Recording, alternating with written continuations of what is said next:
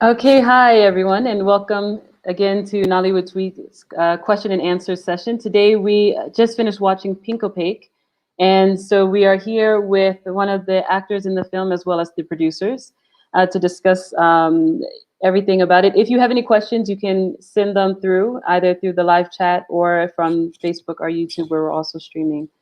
So I'm going to start welcoming in the team that is here. So first, I'm adding in Daniel C. Hi, Hi, Daniel. hi guys. Where are you streaming in from? I'm actually here in Culver City in Los Angeles. In Los Angeles, California. Great. And Yeah, if you can tell us about the role that you play. I play Bobby in Pink Opaque. He's kind of like the older, little rough brother, a little overprotective brother. I have to say, you're very smiley right now, but in the film, you I, look so mean and you I seem so know that's what much more everybody threatening. says. Right. I'm Okay. this is actually me. I'm from Hawaii, very smiley. Oh, okay. So So yeah, a much more relaxed vibe. Okay. You don't have to be yeah. nervous then. No, please Okay. don't. Please don't. Okay, and then we're going to also add in into the stream the producers of the film as well. You have three of them back there. And where are you all connecting in from? Beautiful Los Angeles, California, from the Arts District. We're in Mario's recording studio for his amazing band, The District. And this is Ryan Van Ert, the director of photography, and Mario Becerra, my partner in crime. I'm producing this movie. And hello from Los Angeles. Okay, great. So I'm going to break it up because we have the producer, we have so where's the director? Is he working on another project? Yeah, he wasn't available today. Yeah. Okay, no worries. I mean, I'm happy that you all are here and you will be able to represent the film. I do want to address the elephant in the room though, because our festival this year, our theme was Black Stories Matter. So people might be tuning in and they might be saying, "Wait, what happened?" So I just want to address that first in terms of that. Like, so the storyline, and I read this. I think it was in the director's bio that he had, which I found was really interesting. He was saying that some of the diversity in California that's not really represented a lot of times, and that's why he mixed in like with the characters and it was something that I really liked being out in LA for the first time and seeing the way things were there. So Daniel, you touched on it before about your role in terms of playing the brother. So you're the brother of like Yes. the The love love interest. interest. Yeah, Yeah. you're the brother of the love interest, and you're very protective. Can you talk more about your role a bit? I fell in love with this role when I first auditioned with it because I have a family of six sisters, five brothers. I was adopted, so family and brother, being a brother, being one of the older brothers, I'm like the fourth oldest. It means a lot to be there for my family, be there for my siblings. But it was taking that honesty of who I have, what I have, and Mm-hmm. then extreming it a bit Yeah. for overprotecting. I mean, I have been overprotective with my siblings a little bit sometimes in my life, but Mm-hmm. this character was definitely a fun one because it did touch on. Uh, so my blood sister, we were adopted from Taiwan, Okay. and so there is an extra like protective thing I have with her. Mm-hmm. Mm-hmm. So I kind of used that for this character, and she was kind of my inspiration. My sister Elizabeth was my inspiration for that. That's Um, very sweet, though. But yeah, I can. I you mean, would but think it's it would be something. sweet, right? But I mean, it's great. So it shows that you had something in there to draw from, and in terms Yeah. of that protection. But in the film, you all are Korean, correct? Or Yes. Yes. yeah, We okay. play a cute Korean family. Okay. and, at and least then at least Ruby is cute, not me. Yeah. no, it's great. And then I wanted to the producers. I think in terms of this film, like, can you all tell me more about like how it came about? Because is the story based off of a true story? How did they end up, connecting with you? And also, I want to know in terms of, this kind of getting into kind of maybe more details. If you don't have to give me exact figures, but I want to know more about the budget. Is this an indie film? Is how just how did all those pieces come together? Well, the long story short is that Derek Perry and I are creative partners on this film. I helped write the script and I helped direct a lot of the film, and I helped basically make everything you see happen on the screen, along with these gentlemen here who also were integral in bringing this to life. So it started as a demo reel, quite frankly, for all of us. We're all creative professionals. We work on very high levels for, branded work, commercial work with the studios to help sell their films and all those kinds of things. And we love Los Angeles. We love the diversity of Los Angeles. It's something that we're very passionate. Every person on this team is very passionate about. And so when Derek kind of came to me with the rough first draft of the script, we thought, there's some good nuts and bolts here. We can get some things going. And then we pass it over to Mario for his he's a Los Angeles native, born, bred here. He knows the culture here. He knows the nooks and the crannies and the little micro cultures that are going on. And so he was like, yeah, this is great. And so then Derek and I went back and we did many, many drafts and killed lots of different characters and all this different stuff. And then ultimately landed on the shooting script that attracted Ryan. And then once Ryan got involved, we knew we could actually take this to film. Like we could say, all right, let's go, let's roll cameras on this. And budgetarily, to be honest, I wrote a check. Basically, that's how we got the budget. It's a micro budget project. We shot it for pennies on the dollar. These guys worked for free. Daniel basically worked for free. Not only was he an actor, but Daniel is an associate producer of this film and very, very integral in the success of this film, as well as Courtney Poe, our co-producer, who this is really an all hands on deck kind of thing.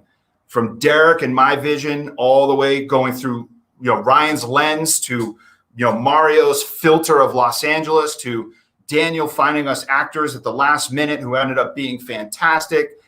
All those tiny little pieces came together. But yeah, this is a micro budget indie film made for less than people would make a traditional, maybe high-end corporate video or something like that. That's really interesting to hear because we actually just had a discussion maybe about a few hours ago with another director that's also American from Chicago, Mark Harris. And he was talking about how he, kind of doesn't work with the studios and he makes these micro budget films as well. And he's talking about different ways of doing that. And it's interesting for us because, we talk about that a lot, here with Nollywood Week. A lot of the Nigerian productions in the beginning, they started that way, where you want to have a film, you have an idea, you have a vision, and just the way you said, even, you said that you're the producer, you're the director, you're not the director, but I helped create a lot of what you see on the screen. Obviously I've directed certain segments, I directed all the drone work, but technically Derek is the director and he did a fantastic Don't worry, job. we're not going to take his title away. But no. It's like, I work together almost like old school 1970s style filmmaking, where the producer really is kind of, really driving creative, and it's not just a producer that's aligning co-sponsorships or branding opportunities or working with the studio to raise funding or whatnot. All of us are really hands-on content creators. That's what we do for our living. And so that's all what everybody did. Everybody just carried as much weight and as much water as we could to, carry this as far as we can. And now we're, heading off into distribution this summer, and we've had a wonderful festival run. And thank you for giving us our Paris premiere, our festival, Paris festival premiere. And thank you. We hope your audience enjoyed our little story we tried to tell with love. Basically, that's what we tell everybody. It's a little story we told with love. No studio would make this film, that's for sure. But we're hoping audiences enjoy it. And that's and what you said about the diversity aspect of the diversity of LA is, we're seeing a lot of, and again, this is like something that Mark Harris spoke on too, is that, to get those stories out there, Mario, you were saying that he's from LA, so he knows like the authentic story, the authentic voice of LA, and he wanted to show that and show the diversity. Otherwise, everyone's kind of kept in groups. Like, one community, another community, another community, as if people Absolutely. don't interact. And so, I mean, that was something that was very interesting, and Yeah, it refreshing was. to see. It was normal, you know. It was kind of like, this is how life is. Like, it was nice to see that. Yeah, it was really important to not compartmentalize, the different little subcultures in Los Angeles, because everything's pretty much in your face here, whether, whatever socioeconomic stride you come from. It doesn't matter in LA. Everybody's kind of like mashed up together and kind of forced to deal with each other. And we felt like the film could reflect those things in the relationships between the main characters. And it was really nice to try to show other parts of LA that aren't always seen, but definitely intricate in the fabric of the culture here. Yeah, no, I thought I think that came through, and we'll see, in terms of the chat what others think. But and also in terms of wearing more hats. I mean, you were saying then, Daniel, you were also helping out in the production as well. In terms of your background, is this your first film as an actor? Have you been in other things before, and have you produced other things before? This is the first time ever producing, and it's been such an amazing ride. It's been such a blessing, especially working with these handsome gentlemen. So they're brothers to me, and that's kind of like the easy way of me getting into producing, was just having not understood what the parameters of my job is and all that, but these three really helped me along and just said, "Hey, all you got to do is this and this," and it was a very easy journey for me. But yes, as far as other projects, I'm in a little short film called Pretend Partners, and it got into South by Southwest Film Festival. It won a jury award for the project, so I'm really excited for that. Yeah, that's exciting. Congrats. Yeah, thanks so much. Congrats, It's so Daniel. fun. And then Good I work. was telling these guys, I just just did that. My SAG after part just came in, so that's kind of awesome. And So that then, means we'll be seeing you a lot more then.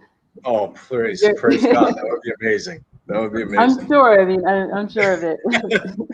And then I'm writing a feature film right now. So it's kind of a crazy story, but I woke up in a dream, and basically I believe God downloaded a whole feature film into my dream, where I've never remembered any of my dreams. I wrote 9 pages in detail when I woke up and realized it was a script. So I'm writing that right now. So I guess you already have your producers right here.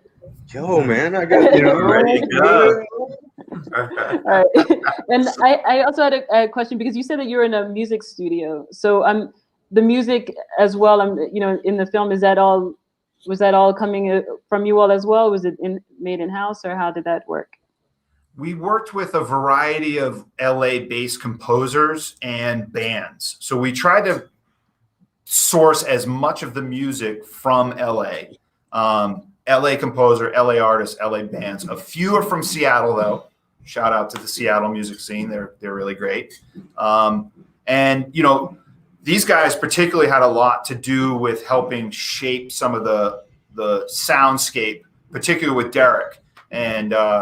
And yeah, we just basically listened to a lot of great music to find some really great stuff. And Mario actually, I think, has some of his music in the film, I believe, if not definitely in the promotional materials. Yeah, and whatnot. I think we laid some music down for the trailers, but there was quite a bit of talking about the feel that we were generally going for. Derek Perry actually sat down with us one day and kind of ran through a playlist of stuff that he was thinking about and listening to while he was actually in the process of writing. And we were, Ryan and I and Dave as well worked really hard to try to bring that to the forefront as far as like the soundscape and textures of the film. And it lent to a really good vibe, kind of like, early 90s, just a little retrospective, reflective vibe of the city. Okay, and how has this film been received? Like, because you were saying you're wrapping up your festival run, and where has the film been so far? Has it been in theaters locally and in California? No, no. Yeah, no. Well, California theaters are still basically closed. Yeah, Only the few of the theaters are opening up now. We're lucky to be here together because we're vaccinated and we've kind of been in a bubble together. Extended. This is our extended bubble, so we're able to do that. But yeah, LA is not really that open right now. But so. Also, the film is played in, I believe, over 10 countries now. Obviously, it's played a lot of the premier Black film festivals, as well as other diversity-focused film festivals. Things like American Black Film Festival, Pan-African Film Festival here in Los Angeles. We won the Canadian Diversity Film Festival. We won the Vancouver Independent or International something. I don't know. It's about 50 festivals now, all said and done, virtually, that we've participated in over the last year. Our distribution obviously got kind of derailed with COVID, because if you think about everything that was going to go into movie theaters as well as premium kind of, HBO or Netflix or Amazon, all of that kind of trickled down and log jammed into the pipeline, if you will. So it just kind of delayed us basically a year. So we said, hey, let's get out to as many festivals as we can. Let's share this with as many audiences as we can around the world. And so far, it's been a really wonderful reception. Very positive response. We couldn't be happier. Especially about Ryan's work. His DPing was quite He's been quiet. He's been quiet over there. That's Yeah. That's the number one comment we get every time. It's, how did you make it look so great? And I say, because we had Ryan Van Ert right here. Well, I mean, and that's the thing too, is that a lot of times when you do have a micro budget film, if you do not have a strong DOP, then it shows, because you can't hide some of those things. I mean, so definitely good work on that. You brought it up, not just like, for me, I wouldn't look at it and say this was micro budget. So I mean, thank you. That's the point. Hats off that was the to goal. Right. Yeah. That's the phrase that pays. And I was wondering though, when you all were in production, when did you actually go into production of this, and how long did it take from start to finish in terms of just the filming, not from the writing or anything? Because I want to know if it took place during the pandemic, or were you all able to wrap this up before the pandemic and it was just it was before the pandemic. Okay. Yeah. So the real schedule on it is April 2018 pre-production. Mm-hmm. Derek and I started rewriting his script that he made the first draft of. By July 2019, Mario and I were deep in pre-production, finding locations, doing all kinds of scouting, casting. By July 2019-ish, I think Daniel was cast and started helping associate produce.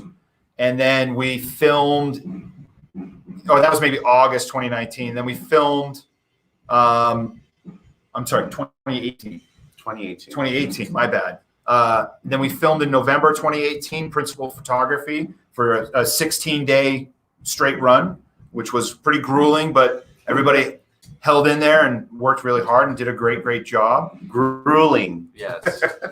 It's crazy. And then it was nuts. But we pulled it off. And during that, we were, chased by massive forest fires and Malibu burning down. And, a lot of our locations they didn't exist the day after we filmed them. The beach scene in particular, literally the beach that we filmed at was gone. Like the parking lot was all burned. Like everything was just gone. So it was crazy 16 days. And then we filmed another 4 days in that spring for pickups, or 5 days. I think it was 4 days. It was 4 days. And then just dived into the edit. Wow. Okay. And then we had it ready for American Film Market 2019. Mm-hmm. So we had our first kind of full cut by November 2019 for American Film Market, where we then found our agent, which then found us a distribution deal, which then fell apart because of COVID, Right. which then we went to our festival run, and now we're about to go out this summer with 1091 Pictures, and it all worked out. So Okay, because I was going to say, yeah, you were telling the story on the up and up, and then everyone knows what happens 2020, and then yeah. But now you said now you have your exactly. So now you said you have you're with the new it's a new distribution company that you're with, that you were saying. yeah, we're going out. Yeah, we're going out with 1091 Pictures, which is a great kind of indie distributor. They're a great partner for us, and we're also going out with a couple of our, I guess you could say, cousin films or friendly films that we've been traveling the festival circuit with. Most notably, Takeout Girl and Tasmanian Devil, two very good films. I highly recommend your audience to check out. Takeout Girl, particularly, really, really fantastic film. And so we're together, and we're hopefully going to, be able to, I guess, reach a bigger audience, or whatever. Tasmanian Devil who's the director on that one? Do you know off the top of your head? I forget. No, but Takeout Girl is directed by Hassani Johnson. He's somebody that we're the whole Takeout Girl team we're starting to chat with and see about maybe collaborating with, and we're friendly with and whatnot. Okay, all right. That's Daniel, you wanted to add? Oh, you're still on mute. Sorry. All right. Oh, there we go. I was gonna say, I believe the director is. I just had it. For Tasmanian forget Devil, it. Yeah, forget it. I was wondering if it's not Solomon. No. It is. Oh yeah. It is.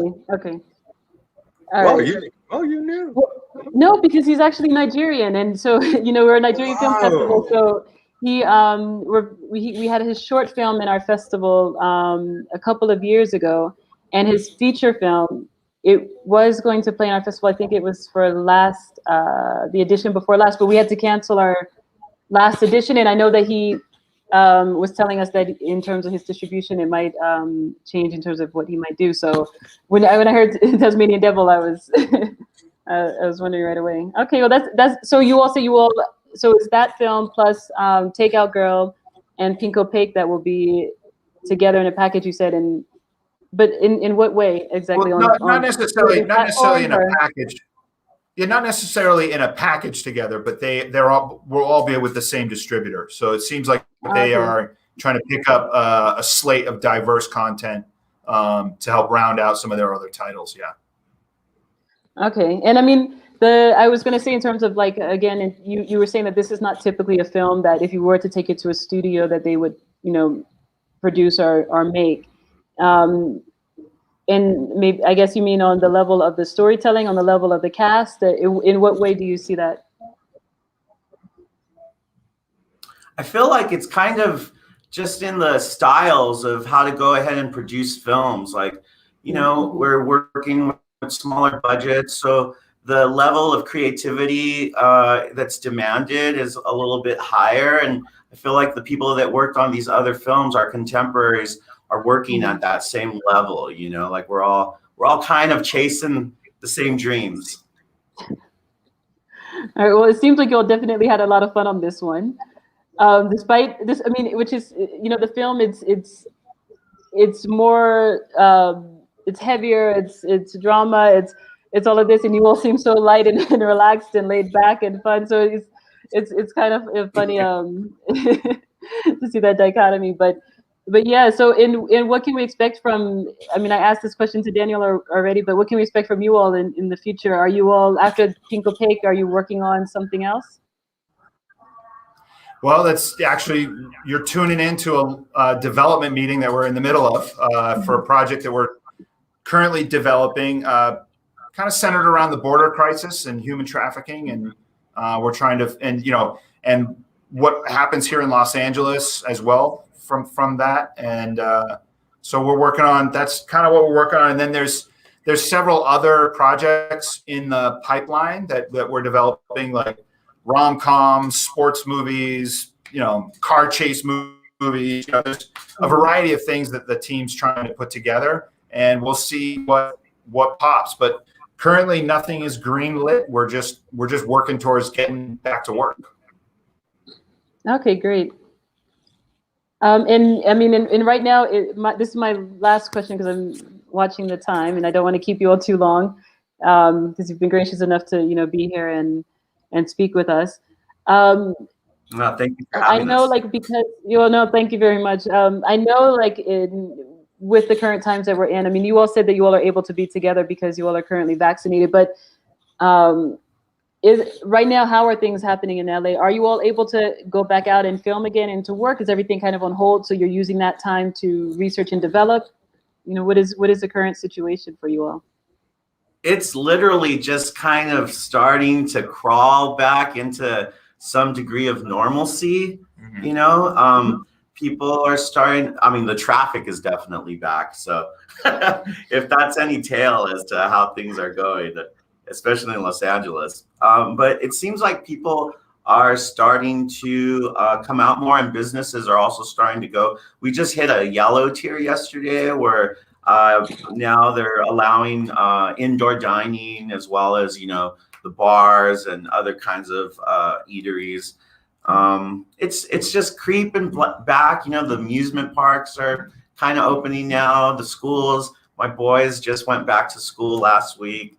So, we're creeping back, And in regards to production, some of the larger shows have been back for several months now. Yeah. But the COVID protocol for everything is very expensive. So anything I've filmed so far for clients and projects or whatnot, they're pretty low key, low impact, like regards not many people, not a big crew, low staff, keep it simple, that kind of stuff. But it's coming back. And we've tried to be as productive as we can in the past year, but there's also a lot of survival and that kind of stuff. So, well, I mean, I must say that you all were definitely lucky that you all have wrapped up production by the end of 2019, and you had something that you can at that point, just kind of spend your time, getting out to the world. And we appreciate that we were able to see it, we were able to screen it. I know our audience appreciated it as well. And so I just wanted to thank you all once again to take the time out and to be here. We're going to keep our eye out for you, Daniel, first of all, in your upcoming either role as an actor or producer. I guess you're going to be on both sides. And what is your production company name, actually? Because you have, for the producers, are you all together I'm going to group you all together as all the producers. Are you all under a production? No, sorry, I was asking, what is the name of your production company? Oh, Hot Buttered. Hot Buttered, yeah, excellent. Like your popcorn.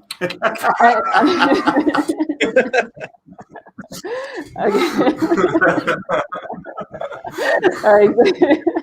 Excellent. Okay, so we'll keep our eye out definitely for new productions from Hot Buttered and for Daniel's other entries into his acting world now, officially. Yes. Thank you, guys. Thank you. You're natural, Daniel. You guys are you incredible. keep being you, buddy. Keep being you. We love you. All right. Thank you, guys. Bye. Thank you. Thank you.